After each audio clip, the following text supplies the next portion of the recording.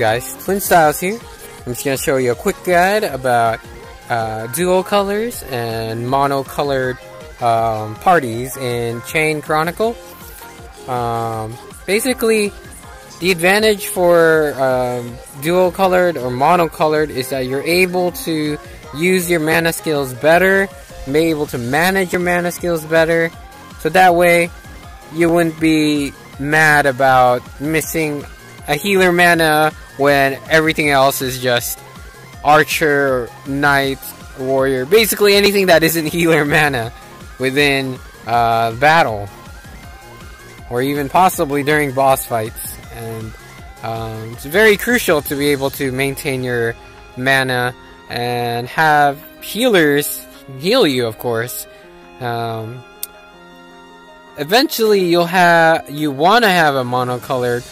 The only disadvantages for dual colored slash monocolored is that you lose out on the chain ability bonus unless you're running not so heavy reliant mana. For example, Albert uses a single mana called Evil Scourge, and it only deals 1 damage to one enemy. Same with Slay, deal light damage to all enemies, Vanguard. Again, single mana. The Fret requires 2, so this party is pretty balanced. You don't have to use much of mana, so there's plenty of chain bonuses. But if it's someone or a group of parties that have 3 mana or more, it'll give you a lot of problems later on. Although the damage will be great, it's just the fact that if the bosses or enemies survive, then you'll have problems. You'll be pretty much screwed. And we have Arietta here for a dual party example, giving her that heal, small amount of HP to all allies and cure slow. Pretty much one of the best healers in the game, along with treatment that restores HP of the ally with the lowest HP at the beginning of the wave. So every wave she heals it's a decent amount of HP, so not too bad. The only problem right now for me is the cost efficiency. So as you can see, I only got 50 out of 52, and the only reason because I really don't have room. See, if I was to replace another 4-star, I don't have enough room. The only reason why I have these 2 in sub is because, one, you want to get her to level 40 for the true healer, which is pretty good. You'll get a sweet weapon later on. And not only that, I have him in the party because his cost is 0. And his ability in the sub party is that he heals all allies HP with just a decent amount, probably 10%. And yeah, he's really, really useful in terms of his utility wise in the sub party, along with his cost, 0 cost advantage. Yeah, that's about it for duo mono team parties. I'll just show you the pros and cons of dual party, mono party, and knights. So basically, as a knight party with 1 healer, you're able to just tank the damage out. The problem is you won't deal as much as damage. So when you go to the boss stages, you'd probably have to switch around between knights here and there, being able to tank the damages, but the fights will be longer.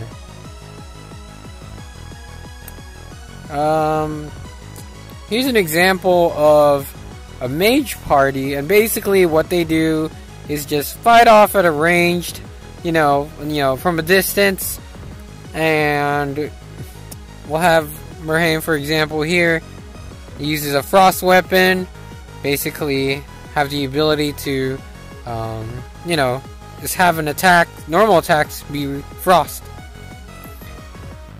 And he has the ability to deal heavy frost damage with a requirement of 3 mana. Now, that's pretty heavy for a mage party. Because again, you only have 8 to 10 mana total. And what if you need that space to heal? Again, you know, just having mages just needs to deal a lot of damage, but their disadvantage is just the mana required. Here's an example of the offensive mage, Isaiah, and basically he makes a barrier that blocks damage to 3 blows. That's not too bad. The only problem is that he requires 2 mana, and that's already a requirement of 5 mana right there. Here's Fabria, and she's a special case where she can attack melee range with a decent amount of damage. Basically normal damage, because when a mage fights direct combat, you lose attack bonus stats. However, rune fencers have the ability to deal the same damage when they're in melee range.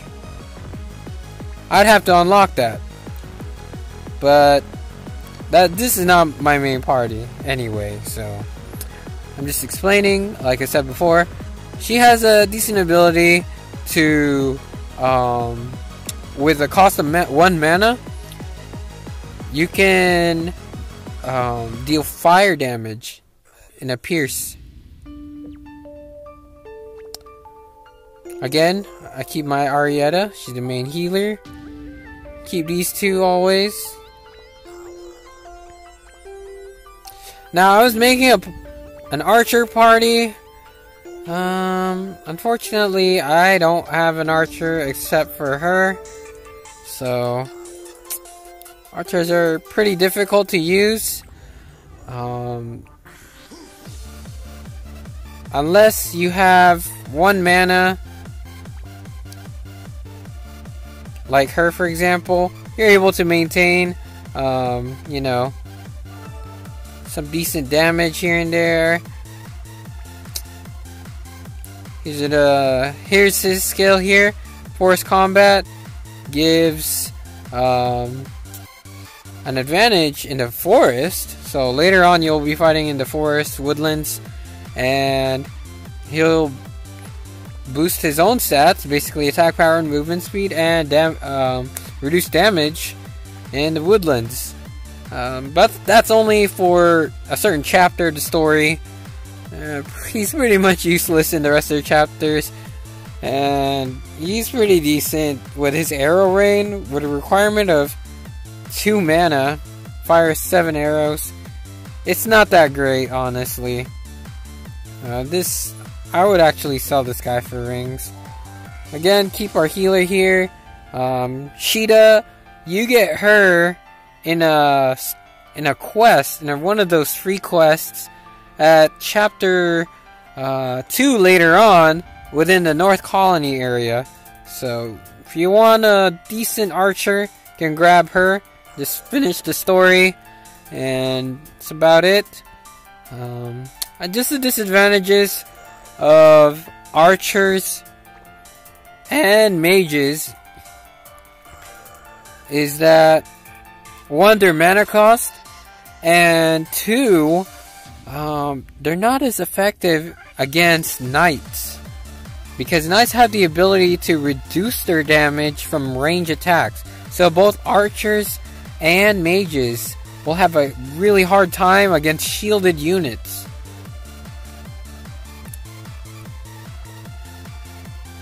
Alright, let's move on to The next one. This is a warrior composition here with a healer. What I have here is Lindsay. She's pretty decent. She's a ring character for 70 rings. You get rings from daily quests or event quests, and possibly the daily login treasure drops that you receive. She's not that bad for a 5-star, especially with her ability with Shamshir. 9 lives. And the ability is to deal 9 blows of light damage to one enemy in front of you. That's pretty nice considering the fact that she can delay her attacks with 9 blows. Meaning when the boss attacks her, she has invulnerability for a couple of seconds while at the same time dealing damage. Basically leveling up her Shamshir. You want her to have high attack bonuses so she'll be able to deal more damage.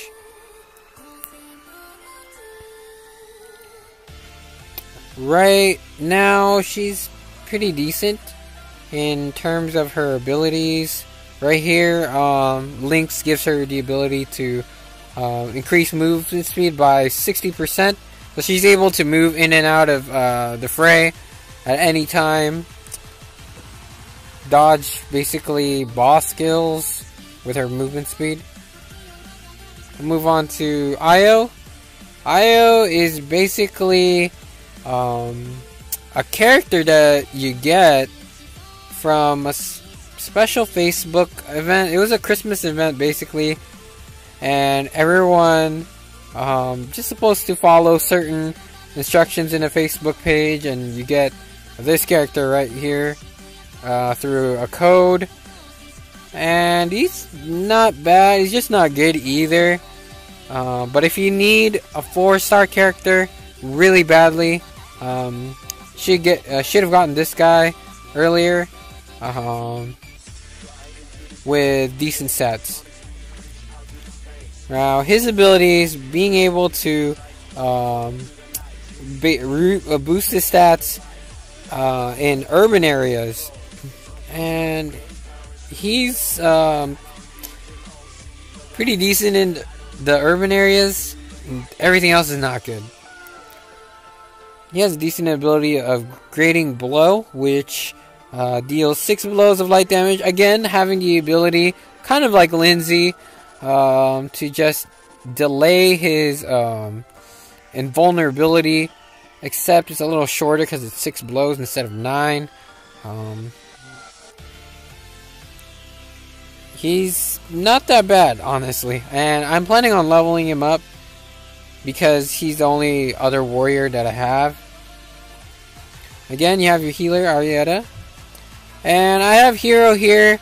Very good with his cost. The ability to wave heal. And he's the other warrior that I have. We have Dusty here. And he is one of the best 2-star characters you could possibly get as a warrior. The reason why is his attack is pretty high up there. I mean, you can see the difference between the hero's attack, which is 2,874, compared to Dusty's. Dusty's is even higher, and he's only level 17. I mean, his HP is pretty low, but can you imagine how much damage he can just deal as a warrior for a 2-star, only costing 4? Anyways, he has the ability to, again, do the same kind of skills as Altric, Io and Lindsay with invulnerability. Again, it's a little shorter. And then you got Marina here, like I said before, being able to just level her up for a special weapon you'll get later when you level her up to 40 and completing that quest. And I mean, the only disadvantage for a warrior team is that They can't tank as well as knights do, but who cares? If you can just deal the most damage, then you'll be fine. If you can have the ability like Lindsay to have invulnerability for a couple of seconds, then this warrior team composition is pretty good, pretty set. I would recommend a warrior team anyway, because they're pretty good in terms of their damage. They're pretty balanced. All you need is a healer with them, and they just can't tank as well. They pretty much glass cannon. And I think that's about it in terms of dual colored guides for Chain Chronicle. Thank you so much for listening and watching, and I'll see you guys next time.